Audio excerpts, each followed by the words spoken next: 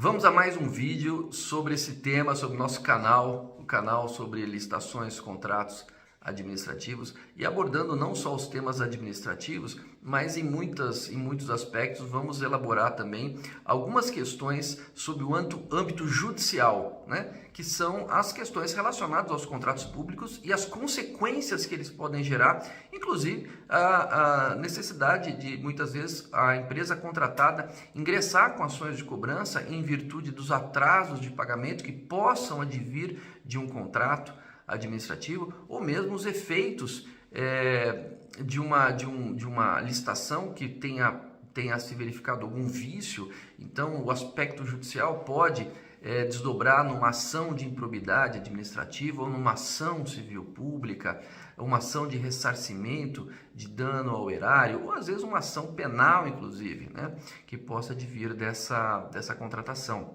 Eles tem origem constitucional, o artigo 37, inciso 21, obriga a administração pública no trato dos recursos públicos que o faça por meio de processos licitatórios e nas exceções, aí temos a dispensa de licitação, temos a inexigibilidade de licitação, mas a bem verdade é que a linguagem, essa linguagem especial que se trava com a administração pública entre a iniciativa privada e o poder público é uma linguagem própria do direito administrativo, da lei de licitações. E por que eu falo linguagem?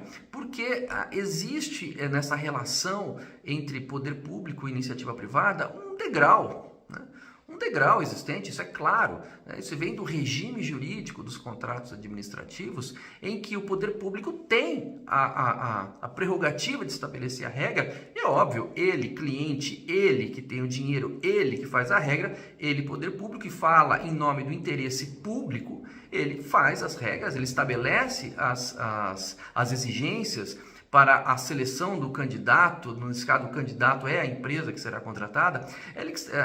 O poder público é que estabelece as exigências, o poder público é que estabelece as condições contratuais. Então, obviamente, ele atrai aquelas condições de forma mais benéfica para ele, poder público, porque, como eu falei, o poder público fala em nome do interesse público, então o interesse público prevalece sobre o interesse privado. Por isso, este degrau criado entre o contratado e o órgão contratante, porque maiores direitos possui o contratante.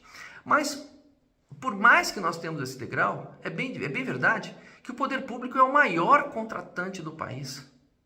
O poder público hoje consome praticamente, em termos de recursos, de montante, de resultado econômico, o poder público consome praticamente 12%. Há momentos em que um pouco menos, um pouco mais, 12% do PIB nacional. Isso a gente está falando em números que podem chegar a 900 bilhões ou quase 1 trilhão de reais que a administração pública, esse montante de recursos é despejado na iniciativa privada. Então, óbvio, isso movimenta uma economia. Então, as licitações e contratos movimentam essa economia. Isso é muito importante a gente dizer. E outra, sendo o maior cliente que existe no mercado brasileiro, é óbvio que há um interesse da iniciativa privada. E, portanto, havendo esse interesse, porque é o maior cliente que existe, havendo esse interesse, é importante que as empresas que pretendam contratar com o governo antecipadamente entendam essa relação,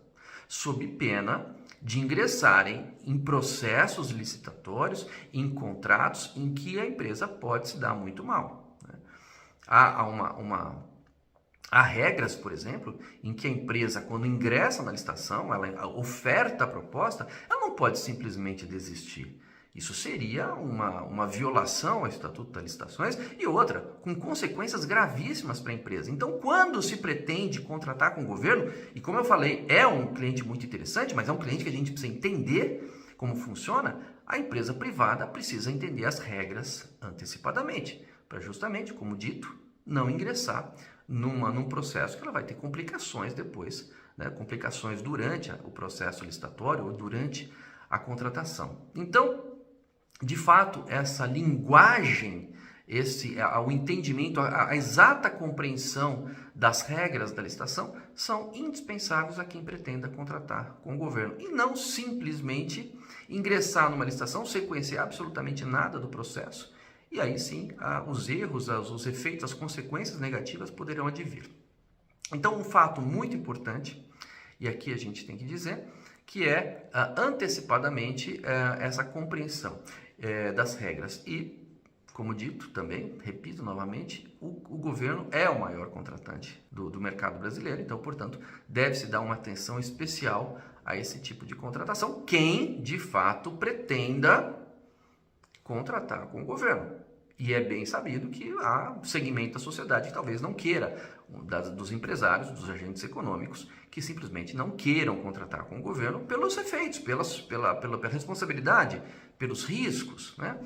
E no próximo vídeo eu vou falar um pouco sobre a minha impressão da nova lei de licitações, que já deveria ter sido, né? Já deveria estar como a única lei de licitações do país, mas agora estamos num momento muito único, um momento híbrido em que trabalhamos com a lei 14.133, a nova lei de licitações, e ainda concomitante, praticamente coexistindo a lei antiga de licitações, a lei 8666 de 93. Mas isso é um assunto para o próximo vídeo. Muito obrigado.